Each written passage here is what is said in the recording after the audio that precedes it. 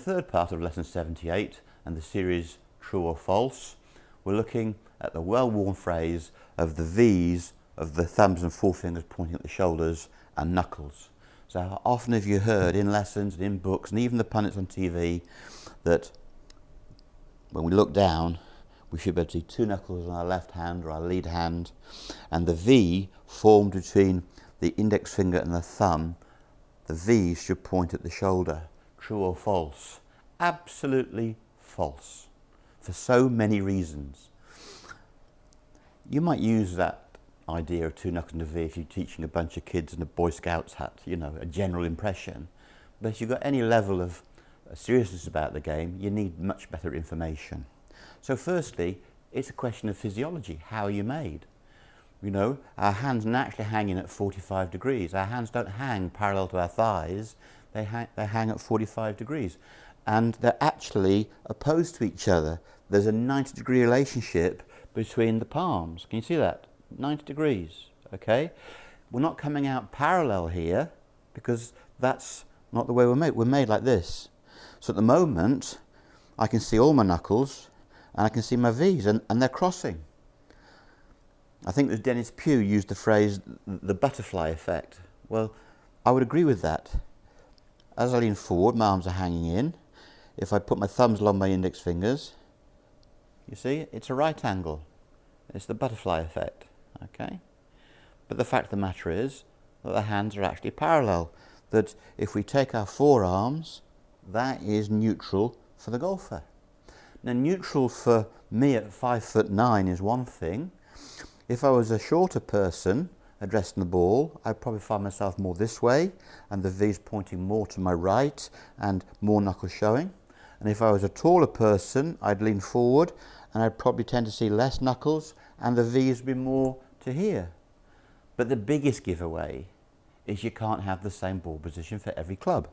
We need an understanding that the wedge is between the feet, the 6-iron is left centre and the driver is inside your left instep.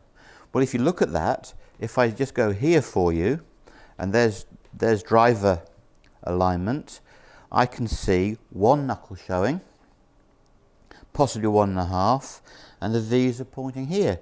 Now, if I go now to 6-iron posture to here and the shaft leans, then the shaft leaning gives me a different view and the V is pointing in a different place and I can see less knuckles. And now I go to a wedge, the shaft leans, I can see half a knuckle and the V is pointing much more centrally. So if that's wedge, that's 6-iron, that's driver, you can see that the V is changing around. There's a gap. Now, don't worry about the V's and the knuckles. Worry about the shaft and the ball position, because the shaft is aimed properly and your ball position is therefore affected by that, then the amount of knuckles you have on your left hand will be appropriate to your build and the club that you're using. So, true or false? Two knuckles and the V's? No, absolutely false.